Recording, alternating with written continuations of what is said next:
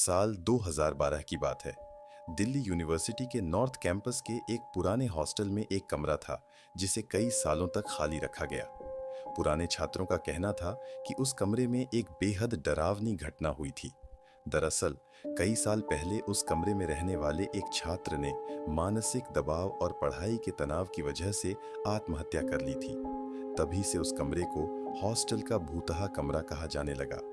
कई बार यूनिवर्सिटी प्रशासन ने कोशिश की कि नए छात्रों को वह कमरा अलॉट कर दिया जाए ताकि उस पर से यह बदनामी हट जाए। लेकिन जिस भी छात्र को वह कमरा मिला उसने अजीबोगरीब घटनाओं का अनुभव किया। 2012 में फर्स्ट ईयर का एक छात्र उस कमरे में रहने आया। शुरुआत में सब ठीक लगा, लेकिन रात के करीब 1 बजे उसे खिड़की अपने आप खुलने बंद होने की आवाजें आने लगी। उसने सोचा शायद हवा होगी, लेकिन जब उसने देखा कि बाहर बिल्कुल सन्नाटा है और खिड़की मजबूती से बंद थी तो वह हैरान रह गया। अगली ही रात उसने महसूस किया कि कोई अदृश्य ताकत उसके पास मौजूद है। उसने साफ साफ महसूस किया कि बिस्तर के पास कोई बैठा है, लेकिन जब उसने लाइट ऑन की तो वहां कोई नहीं था।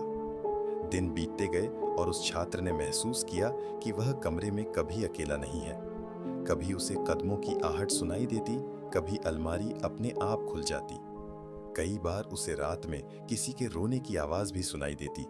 उसके रूममेट्स और दोस्तों ने भी नोटिस किया कि उस कमरे के आसपास अजीब सी ठंडक रहती है, जबकि बाकी हॉस्टल में ऐसा कुछ नहीं था।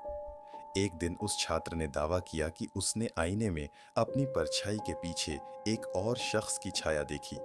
वह इतना डर गया कि रातों रात उसने हॉस्टल बदलने की रिक्वेस्ट कर दी। अगले ही दिन उसे दूसरे कमरे में शिफ्ट कर दिया गया। आज भी उस कमरे को आधिकारिक तौर पर खाली रखा जाता है। नए छात्रों को वहां नहीं रखा जाता। हॉस्टल के वार्डन कहते हैं कि यह सब अफवाहें हैं, लेकिन पुराने छात्र आज भी उस कमरे के बारे में बात करते समय कांप जाते हैं।